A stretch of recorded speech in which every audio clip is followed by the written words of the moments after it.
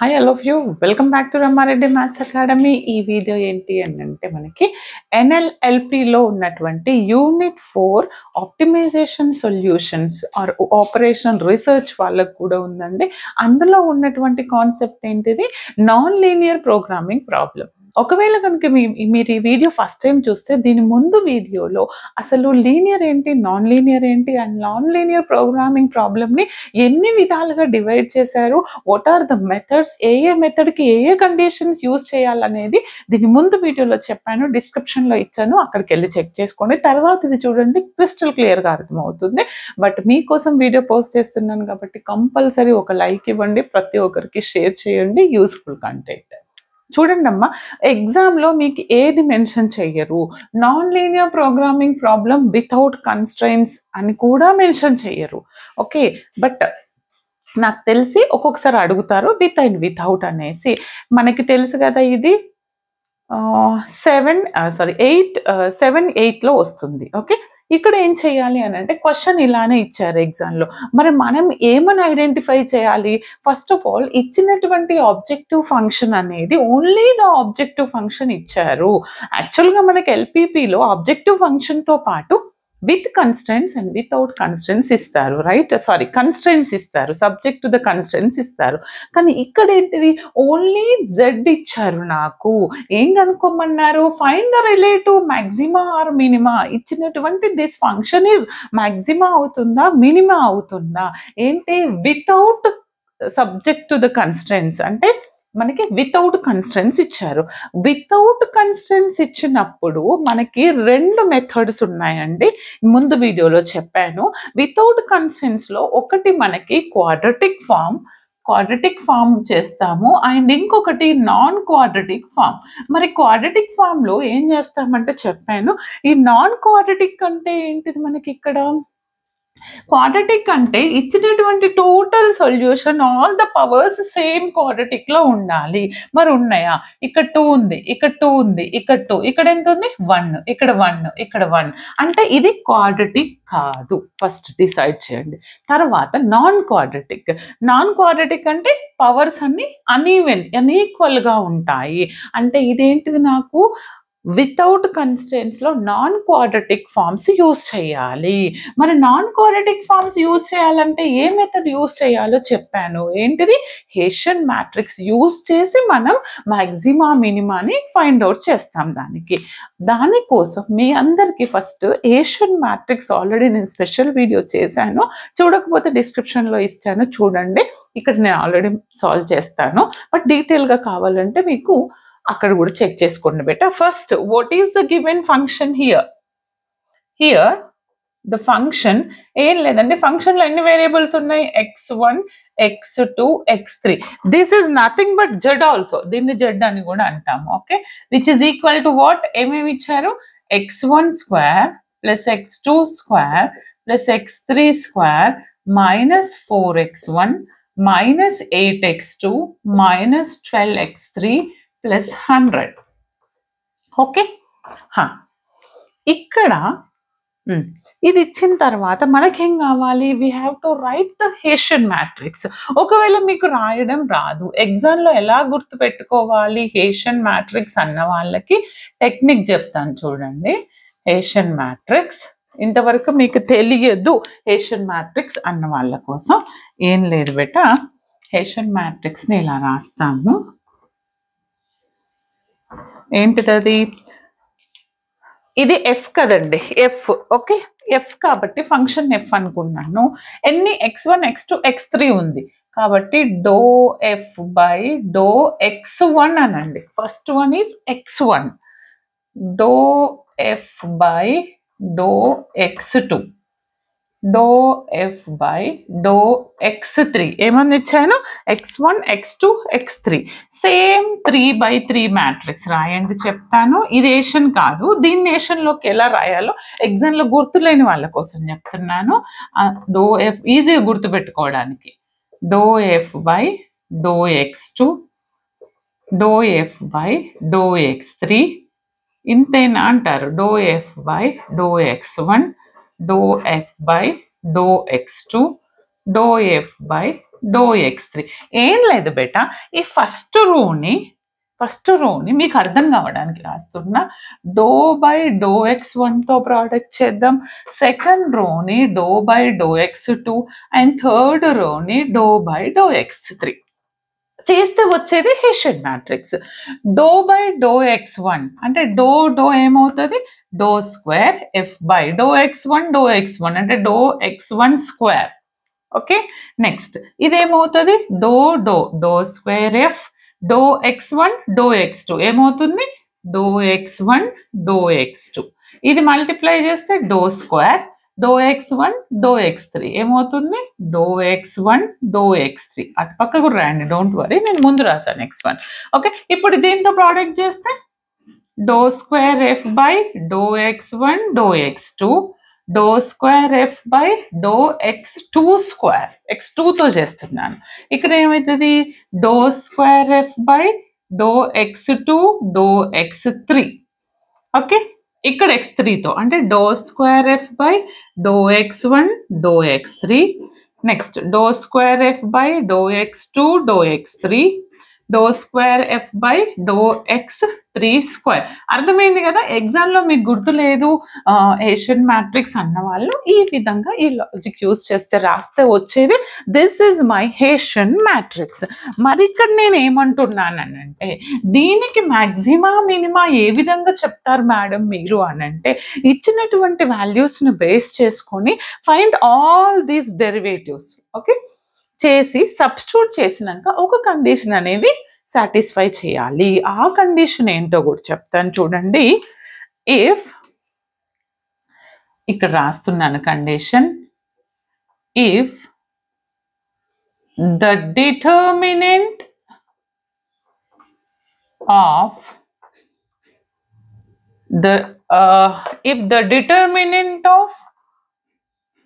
all minors of Hessian matrix, all minors of Hessian matrix is positive. ఒకవేళ positive వచ్చినాయి అనుకోండి all the minors determinant, then it's minima. All positive వస్తే మనం ఏమని conclude చేయాలి, అది మినిమా అంటాము. ఇంకొక కండిషన్ ఏంటంటే అది if the determinants of all minors of Hessian matrix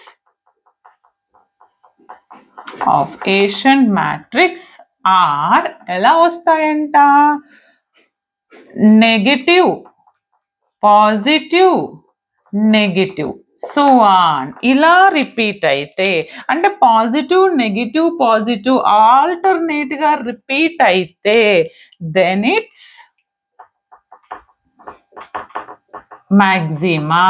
అదేం రిప్రజెంట్ చేస్తుంది, మ్యాక్సిమాని రిప్రజెంట్ చేస్తుంది. ఇక్కడ ఆల్ ద మైనర్స్ పాజిటివ్ ఉంటే మినిమా అంటాము, పాజిటివ్ నెగిటివ్ పాజిటివ్ ఆల్టర్నేట్ గా రిపీట్ అయితే మ్యాక్సిమా అంటాము. That's it. మరి దీనికోసం మీరు ఏం చేయాలి అని అంటే వెరీ సింపుల్, ఇక్కడ రాయొచ్చా, ఎస్ అక్కడి వరకేనఫా, ఫైన్. ఇప్పుడు చూడండి మనం ఈ బోర్డు యూజ్ చేసుకుందాం, ఫైన్. ఇప్పుడు నేను ఏం చేస్తానంటే చూడండి నాన్న, okay, find all these values. ఇవి ఫైండ్ అవుట్ చేయాలంటే ఫస్ట్ మనము ఏం ఫైండ్ అవుట్ చేయాలి, doe F by doe X, doe F by doe x1 doe x2 doe F by doe x3 find out చేద్దాము. ఏంటిది అది, do F by doe x1. మరి do F by doe x1 అని అంటే x1 value, what is our doe F by doe x1 value here, x1 is what is our అంటే ఇచ్చినటువంటి ఫంక్షన్ని with respect to x1 తోని partial differentiation చేయండి. ఇది నా ఫంక్షన్ బేటా. దీన్ని విత్ రెస్పెక్ట్ టు x1 తో పార్షియల్ డిఫరెన్షియేషన్ చేస్తే x1 స్క్వేర్ డిఫరెన్షియేషన్ ఏమవుతుంది నాకు? z is nothing but f, right? ఏమవుతుంది నాకు? ఇది నా f ఫంక్షన్. ఓకే, ఇక్కడ చెప్పాను కదా ఇక్కడ. అంటే ఇది 2x1 అవుతుంది. ఇంకెక్కడ x1 ఉంది? ఇఫ్ ఇంకొకటి గుర్తుపెట్టుకోండి, x1 సింగిల్ గా ఉంటే పర్వాలేదు, x1 పక్కన ఎనీ అదర్ వేరియబుల్ ఉంటే కాన్స్టెంట్ గా ట్రీట్ చేయండి. ఓన్లీ x1 ఉంటే either remaining x2 x3 different గా ఉన్నాయి. ఇప్పుడు x2 పక్కన x1 లేదు కాబట్టి ఇది 0, ఇది 0. Okay, without x1 all terms 0. ఇదేంటిది ఇక్కడ? కాన్స్టెంట్ 4, x1 డిఫరెన్షియేషన్ 1 అంటే -4. Okay, I got 1. ఇది ఒకటి వచ్చింది. నెక్స్ట్ ఇప్పుడు ఇంకేమైనా నెక్స్ట్ ఉందా? లేదు, కాబట్టి ఇది 0, ఇది 0. Without x1 all the terms are 0. Next ∂f/∂x2 చేస్తాను బేట. x2 చేసినప్పుడు ఇదేమొస్తుంది? 2x2. x2 ఇంకెక్కడ ఉంది? ఇక్కడ ఉంది అంటే -8. నెక్స్ట్ ఇది 0, ఇది 0. నెక్స్ట్ ∂f/∂x3 చేద్దామండి.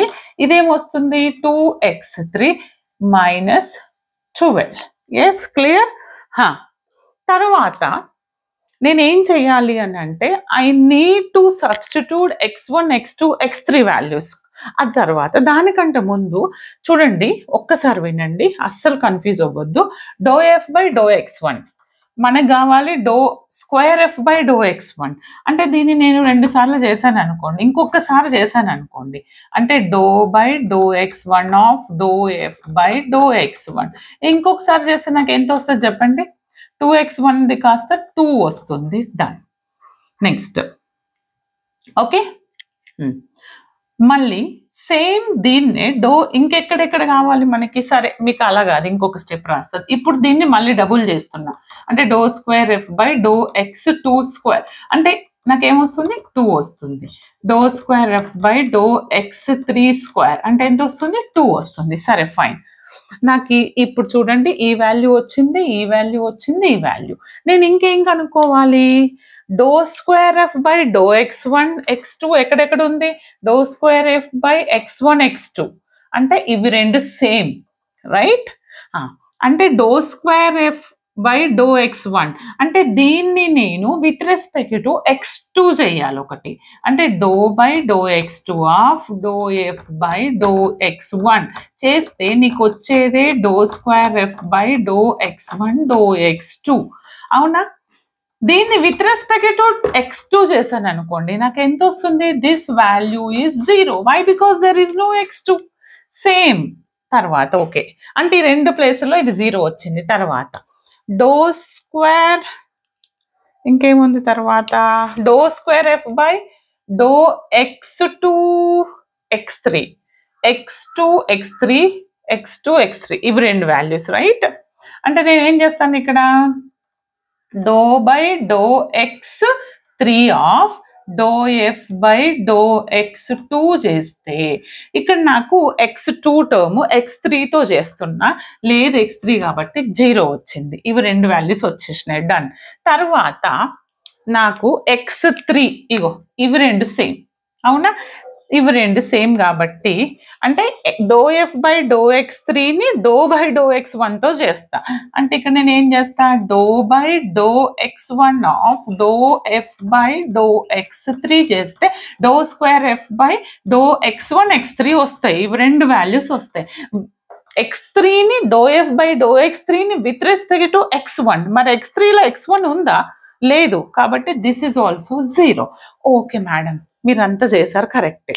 మరి ఎలా చెప్తారు మినిమం మ్యాక్సిమం అంటే? నేను ఏమని చెప్పిన, ఏషియన్ మ్యాట్రిక్స్ రాయాలి, మీరు రాస్తారు, కరెక్టే. మరి వాల్యూ ఎలా వస్తుంది అని అంటే, దానికోసం మనం మ్యాట్రిక్స్ రాయడానికి ముందు ఒక చిన్న వర్క్ చేయాలి. అదేంటంటే ఈక్వేట్ టు 0 దిస్. నెక్స్ట్ స్టెప్లో ఏంటిది? ∂f1/∂x1ని ఈక్వేట్ టు 0 చేస్తా. అంటే 2x1 - 4 = 0. అంటే ఎంత వస్తుంది? 2x1 = 4. 2 1s are 2 2s are. అంటే x1 ఎంత వచ్చింది నాకు ఇక్కడ? Therefore my x1 is 2. Same here x2 ఎంత వస్తుంది 2x2 minus 8 equal to 0, 2x2 is equal to 8, then x2 is equal to 4. Done. Next. 2x3 minus plus 2 equal to 0 and 2x3 is equal to minus ఎట్లా వస్తుంది అబ్బా ఓహోహో 1 second 2x3 ఇది నాకు differentiation చేసినప్పుడు 2x3 ఇదేంటిది -12x3 అంటే -12 మనకి ఇక్కడ రావాల్సింది -12 ఓకే 2x3 -12 ఓకే అంటే 2x3 equal to 12 2 1s 2 6 x3 is equal to ఎంత 6 ఇప్పుడు నేను ఏం చేయాలి అని అంటే put all the values in our z లో సబ్స్టిట్యూట్ చేస్తాను చూడండి z లో సబ్స్టిట్యూట్ చేస్తే x1 square 2 square x2 square 4 square x3 square 6 square 4 into 2 minus 8 into 4 minus 12 into x3 అంటే 6 plus 100 ఇది మొత్తం చేస్తే నాకు z వాల్యూ 44 వచ్చింది ఎంత వచ్చింది 44 దీంతో యూజ్ ఏంది మేడం అంటారా చెప్తా హేషియన్ మ్యాట్రిక్స్ కనుక్కున్న తర్వాత మీకు ఏవేవైతే మైనర్స్ వస్తాయో ఆ మైనర్స్ అనేవి పాజిటివ్ వస్తే దిస్ z రిప్రజెంట్ మినిమా ఒకవేళ ఆల్టర్నేట్ పాజిటివ్ నెగిటివ్ పాజిటివ్ వస్తే this z value represents maxima అదే మనం ఫైండ్ అవుట్ చేయాల్సినటువంటి వాల్యూ ఇలా చేసిన తర్వాత చూడండి ఇప్పుడు నేను వీటిని ఇక్కడ ఇది రబ్ చేస్తున్న బట్ట కావాలన్న వాళ్ళు రాసుకోండి స్క్రీన్ షాట్ తీసుకోండి ఇక్కడ రాద్దాం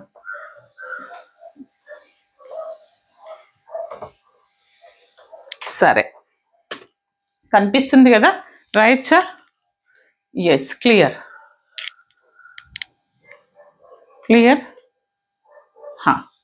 ఇప్పుడు నేను ఏషియన్ మ్యాట్రిక్స్ లోకి put all the values in our Asian matrix అప్పుడు నాకు హేషియన్ మ్యాట్రిక్స్ ఏమవుతుంది ఏషియన్ మ్యాట్రిక్స్ ఏంటో చెప్పండి చూడండి this value is what this value dou square f by dou x1 square is 2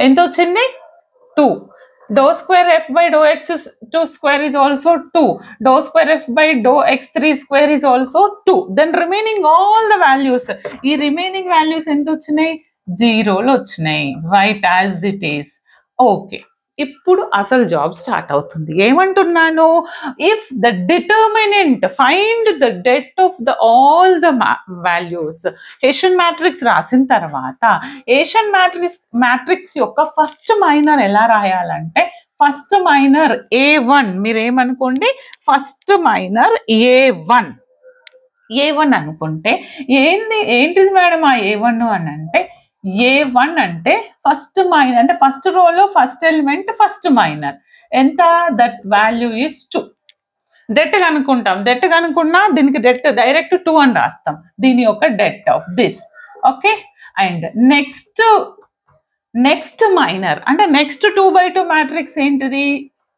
ఇది అంటే దీనికి నేను డెట్ కనుక్కుంటా దీనికి డెట్ ఏంటిది 2002 AD మైనస్ BC డెట్ ఎంత 4 వచ్చింది తర్వాత నెక్స్ట్ మైనర్ ఏంటిది A3 అంటే ఈ మొత్తం మ్యాట్రిక్స్ ఓకే 2000020 దీని డెట్ కనుక్కుంటే నాకు ఎంత వస్తుంది అంటే first element into AD remove this AD minus BC అంటే 4 వస్తుంది minus 0 into something 0 next 0 into something 0 వస్తుంది ఎంత 8 వస్తుంది డెట్ ఎంత 8 బాగా వినండి A1 the determinant all the minors of the Asian matrix the first minor is A1 second minor is A2 the third minor is A3 all the minors therefore all the minors of Asian matrix is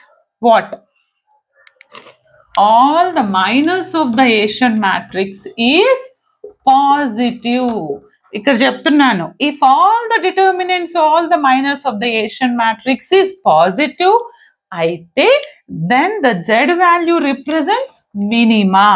Therefore the minima is what? 44. అంటే మీరు z అనేది మినిమమా మాక్సిమమా మనం కనుక్కున్నాం అంతే. Okay, ఈ విధంగా కనుక్కోవాలి బేట. అర్థమైంది కదా? అర్థం కాకపోతే ఒకటికి 2 సార్లు వినండి. నెక్స్ట్ మెథడ్, నెక్స్ట్ ప్రాబ్లం వీలైతే ఇందులోనే మోర్ అండ్ మోర్ చేద్దాం. All the very best. Like, share, comment compulsory. Thanks for watching.